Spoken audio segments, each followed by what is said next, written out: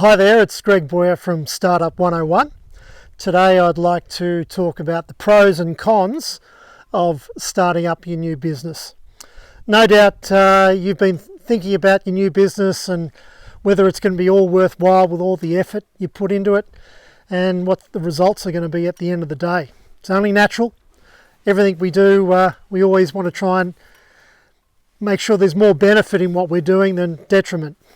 And starting new business is no different.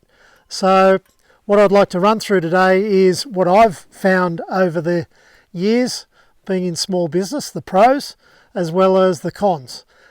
Good news is the cons can all be resolved. So in my humble opinion, and I'm very much a small business advocate, I always think that the pros always outweigh the cons if you want to be a business owner. Let's start off with the pros on the positive side of things. First one is control. If you are a small business owner, you've gone from being in a position where you may have been an employee and been told what to do, and you may not always agree with that or think there's different ways of doing it, whatever. You're now the business owner, you've got full control. So you're the boss, you're the decision maker, you do things as you see fit. If you want that sort of control in your life and that gives you a sense of purpose, fantastic. Well, that's a big pro for you in going into the business. The second big pro, in my view, is freedom. Freedom comes in many forms as a business owner. I'm standing here in a lovely setting, giving you an example of freedom. I can choose to do these blogs wherever I want to, and I think nothing better than going out into the country and doing the blogs. I can do it in the office, but may even do some later on. But at the moment, I've got the freedom to choose where I'm working. Also got the choice of when I work, what I wear, etc. There's a lot of freedom there. So I have that freedom of choice. I also have freedom of time. Time relates to when I work, whether I choose to go do different things. I don't have to be locked into a set schedule of 9 to 5.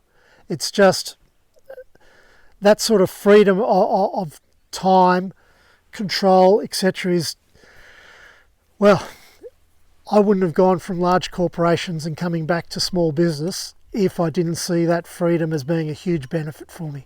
And I love it, I got to admit. So I'm sure you'll be able to get that sort of freedom pro if you started your own business as well. The third big pro in starting your own business is the rewards that you can get out of your own business. If you're working for someone else, you're under a set structure, generally a set remuneration package that is fixed there for the company's own financial purposes. When you're a business owner, totally different thing. You get the rewards from how successful the business is. So if you are motivated to gain financial freedom, gain a lot of wealth from your business, you can do that as a business owner. Very hard to do that as an employee. So those three pros of control, freedom and reward are huge in my view with regards to starting your own business. Now on the flip side, there's the cons. The first con I'd have to say relates to time. I mentioned time as being a positive, but also time at the start of when you do a business. You can feel overwhelmed because there is a lot to do to get the business up off the ground. If it's done the right way, it can be efficient, and if you've also got the right mindset when starting up your business, in that you give yourself set pieces of time to do the business, but also give yourself time to recharge your own batteries, go out, spend time with the family, do whatever relaxes you. Could be playing sport, walking in the park, whatever it is.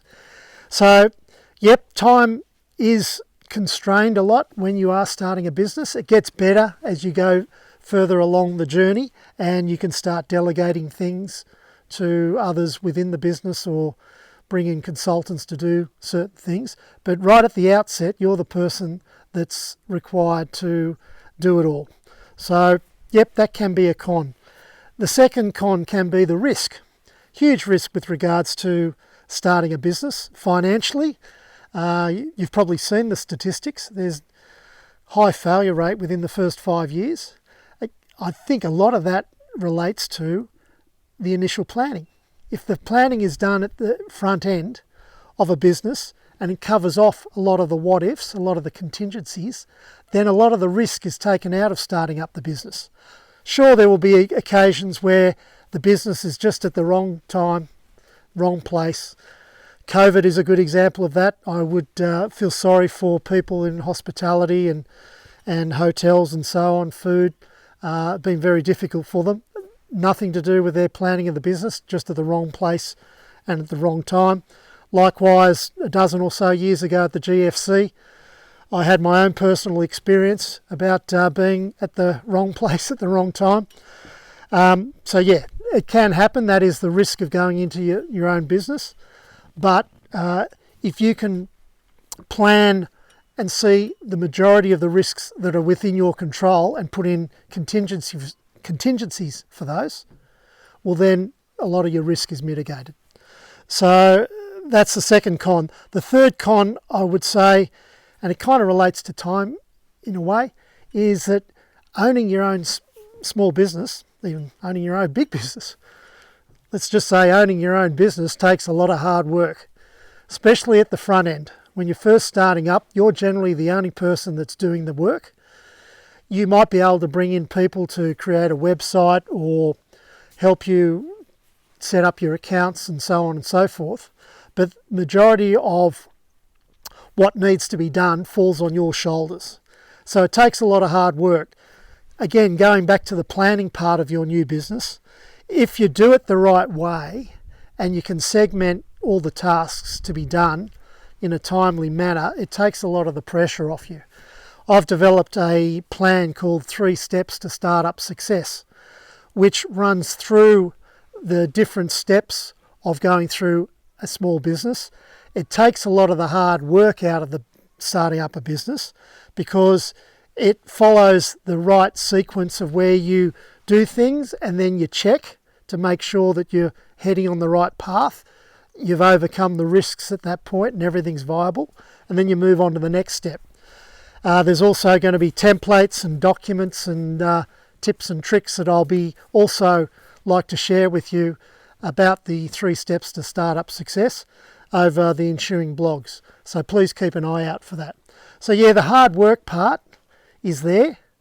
You can't escape it. If you don't like hard work, all I can say is don't start a business. But if you're happy to roll up your sleeves and have a crack and put some hard work in, but do it smart way. I remember an old line from a boss said, "Greg, don't work harder, work smarter." And I thought, okay, good. Same thing with starting a business. So all of those cons, so you've got risk, you've got hard work, and you've got time, can be overcome if it's done the right way. So hopefully these have helped you. What I'd recommend is go grab a piece of paper and just put a column down the middle of the paper. Left-hand side, put the pros, right-hand side, cons, and write down what you see are the pros and cons of starting your own business. Hopefully the pros will outweigh the cons, and if they don't, that's okay, as long as you can see resolution to those cons, so they end up being mitigated. So doing that, it's a great exercise right at the front end to understand why you're going into the new business and seeing it as a benefit for you at the end of the day. So I hope you found this blog helpful. Please scroll down below and leave me a comment if you've got any questions or challenges that you're finding about starting up your business.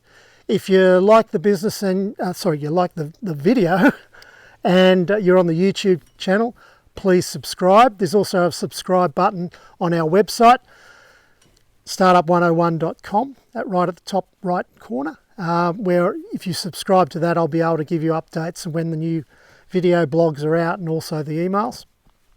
And If you've got any other questions, please don't hesitate to leave one in our inquiry section of the website again.